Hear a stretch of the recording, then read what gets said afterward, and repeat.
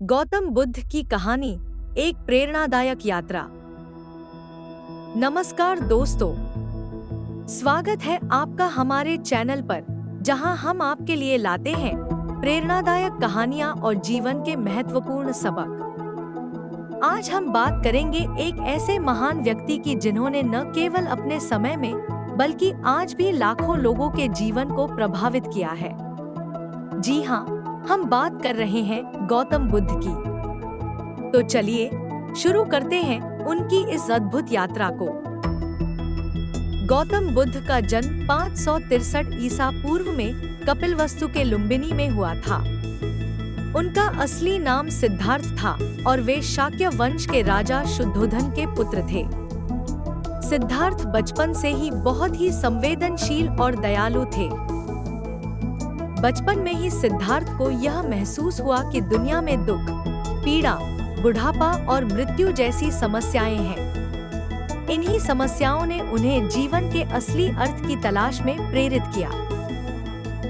एक दिन जब सिद्धार्थ 29 वर्ष के थे, उन्होंने अपने महल को छोड़ने का निर्णय लिया।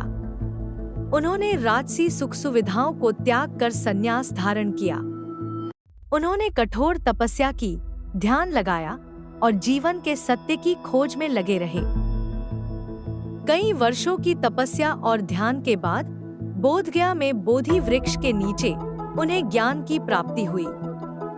तभी से वे बुद्ध कहलाए, जिसका अर्थ है जागृत या प्रबुद्ध।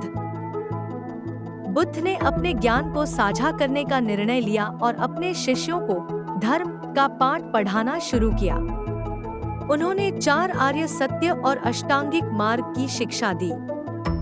4 आर्य सत्य बताते हैं कि 1. जीवन में दुख है।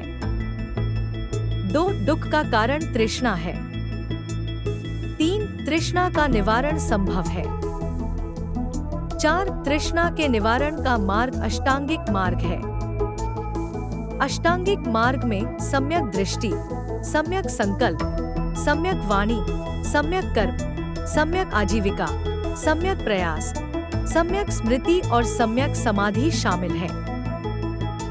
बुद्ध के उपदेशों ने अनेक लोगों को प्रेरित किया और उनके शिष्यों की संख्या दिन ब दिन बढ़ती गई। बुद्ध ने पूरे भारत में घूम घूम कर लोगों को सत्य और अहिंसा का मार्ग दिखाया। गौतम बुद्ध ने 80 वर्ष की आयु में कुशीनगर में महापरिनिर्वाण प्राप्त किया। उनके परिनिर्वाण के बाद भी उनके उपदेश और शिक्षाएं लोगों के जीवन में मार्गदर्शन का काम कर रही हैं। दोस्तों, गौतम बुद्ध की कहानी हमें यह सिखाती है कि सच्ची खुशी और शांति बाहरी सुख सुविधाओं में नहीं, बल्कि हमारे भीतर होती है। हमें अपने जीवन के असली अर्थ की तलाश करनी चाहिए और दूसरों की मदद करने का प्रयास करना चाहिए। अगर आपको हमारी यह कहानी पसंद आई हो तो कृपया इस वीडियो को लाइक करें, हमारे चैनल को सब्सक्राइब करें और बेल आइकन को दबाना ना भूलें, ताकि आपको हमारे नए वीडियोस की नोटिफिकेशन मिलती रहे। धन्यवाद। अगले वीडियो में फिर मिलेंगे एक नई और प्रेरणादायक कहानी के साथ। तब तक के लिए नमस्कार।